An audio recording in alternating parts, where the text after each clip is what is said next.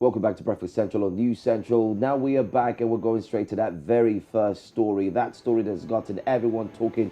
Many have called it the shocker headline. Now, the federal government of Nigeria says it was still not aware of reasons that caused the ongoing strike by the Academic Staff Union of Universities, ASUU.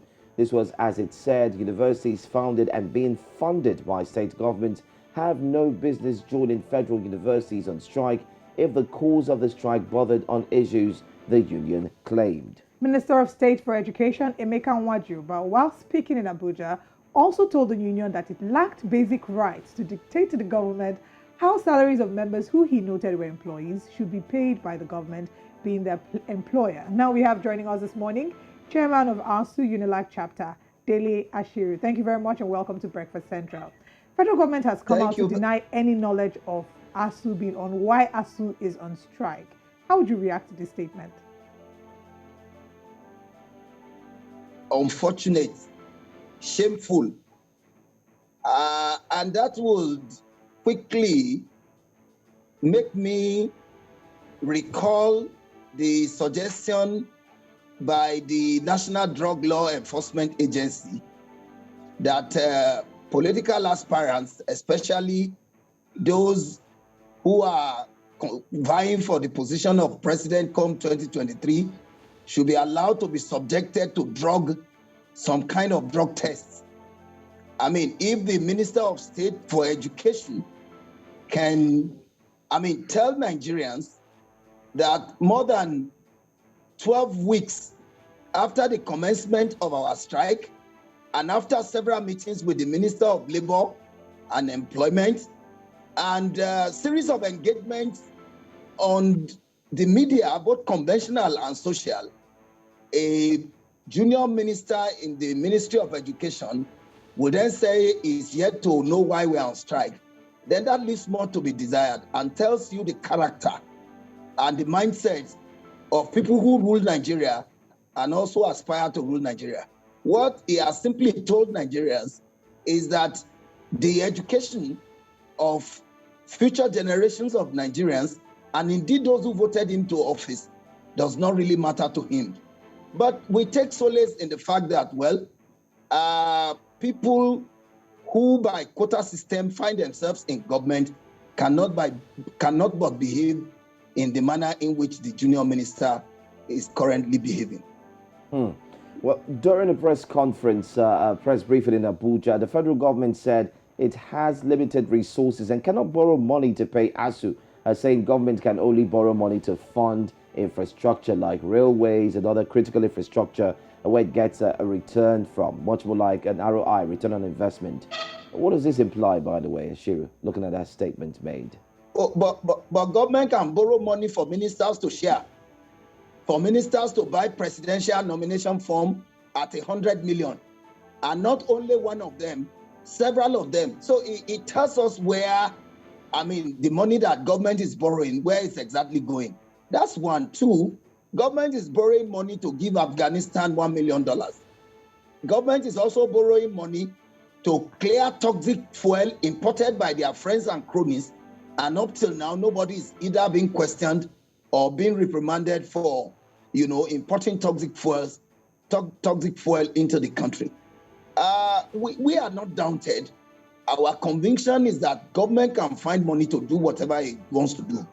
It's only when it comes to the education of poor masses of Nigeria that they cannot borrow money. And that also tells you that minister we really need to examine the university he went to. Which infrastructure is greater than the human capital development of a country? Which infrastructure is better than the development of minds in a country? The world is fast moving into a knowledge economy. Serious nations are investing heavily in education. And here you have a slow-looking Minister of Education saying that they only have money to borrow for infrastructure and not for the education of its citizens. I really feel very sorry. I'd like to follow up with that. Future generations. It's very important that you've mentioned the Minister of State for Education, because we saw several reactions when he announced his intention to run for presidency. How did that make you feel? Very sad. And to think that he would have that kind of effrontery, having failed as a junior, as an errand boy in the Ministry of Education, and having failed Nigerians in the kind of utterances he's making, is now having the guts and the effrontery to say he wants to become president. Of course, Nigerians have told him that presidential ambition is dead on arrival. And we also know that he's only using the so-called presidential ambition for a bargain in the next political dispensation. But Nigerians are watching and Nigerians are waiting, and they will reward with their votes appropriately individuals who have betrayed the trust they once gave to them. Thank you very much. You've spoken so passionately. And before I let you go, there's, just in case, the government has said they're not aware why ASUU is on strike. We do know that there have been several reactions surrounding that statement. But can you take us down memory lane and give us an insight into what exactly is the reason for the strike? Thank you very much. I hope that the Minister of State in the Ministry of Education will now listen, so that he will not tomorrow say he doesn't know why we're on strike. We're on strike because government has failed to renegotiate the agreement that we signed in 2009.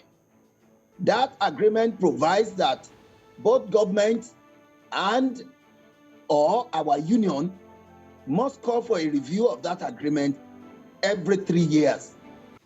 If you count down the line from 2009 till date, that's about 13 years. Since we last talked about the agreement. And we have had a series of strikes to compel government, to renegotiate that agreement. Cheerfully, that agreement was renegotiated last year under the leadership of Professor Munzali Jubril. And a proposal is with government since May 2021. We are in another May 2022. Government is here to look at that document and is doing nothing about it. The implication of it is that the conditions of work, the conditions of service of our members have remained the same since 2009 till date. University teachers in Nigeria have been receiving the same salaries since 2009, which implies that they won't be able to cope with the sporadic inflation in the country. The next very serious bone of contention is the question of IPPIS. And I think that even the minister should be ashamed, because he knows very well that workers are not slaves. So to assert that workers cannot dictate, how the employer will pay him, leaves more to be desired. I beg to say that, yes, employees may not dictate how employers must pay them. But if the payment platform of my employer is injurious to me, take for example, no university teacher in Nigeria knows how much is going to receive at the end of the month. IPPIS will just pay you whatever they choose and expect you to accept it in that form. It is our disagreement with the injuries caused us by the implementation of the IPPIS that we required government to take us off the system. In doing that, government then threw a challenge to us that if you say you don't want IPPIS, the same government Nwajoba is talking about said, if you don't want IPPIS, give us an alternative. And we went to work and provided, developed UTAS as a payment platform. Ever since, UTAS have been embroiled in one political struggle or the other in getting it registered. Nigerians should know that IPPIS is a fraud, and that has been confirmed by the latest Auditor General's report that gave a very damning verdict about IPPIS. As if that is not enough, the head of the Civil Service of the Federation, Mrs. Folashade Esan, only recently told us that they found thousands of ghost workers on the IPPIS payroll. And this is what IPPIS was designed, to check in the first instance. So what our union is saying is simple. Our demands, amongst others, are that one, government should conclude the renegotiation of the 2009 ASUU federal government agreement, commence its implementation, and also take university teachers out of the IPPIS platform that has now been discredited as a monumental fraud in Nigeria, and deploy UTAS, which is homegrown, more flexible, more robust, more user-friendly, and guarantees Nigeria's sovereignty among the Committee of Nations. Wow, very well. Thank you very much, Dele Ashiru, Chairman of ASUU UNILAG Chapter, for speaking to us on the current strike and the reaction you and your organization have had in regards to the statements of the federal government. We look forward to seeing the strike being wrapped up shortly.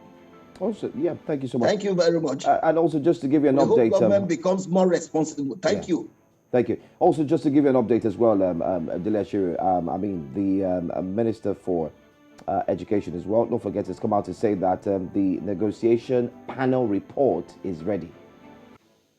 I'm sure they'll be telling us more about what that panel report has to say.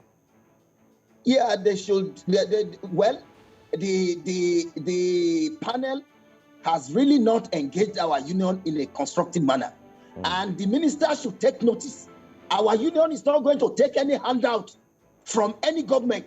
What we desire is a collective bargaining agreement in line with labor regulations, not only within Nigeria, but all over the world. So no minister should think that he will call our union and say, we are giving you an handout. Our union is not a beggarly union, and we are not going to take handout from any government, including the one in the saddle at the moment. What we desire is a collective bargaining agreement in line with labor regulation and labor practices, labor best practices all over the world. All right. Thank you so much for joining us. We look forward to talk to you again here on Breakfast Central. Thank you very much. It's a pleasure speaking with you. Thank you. All right. Thank you.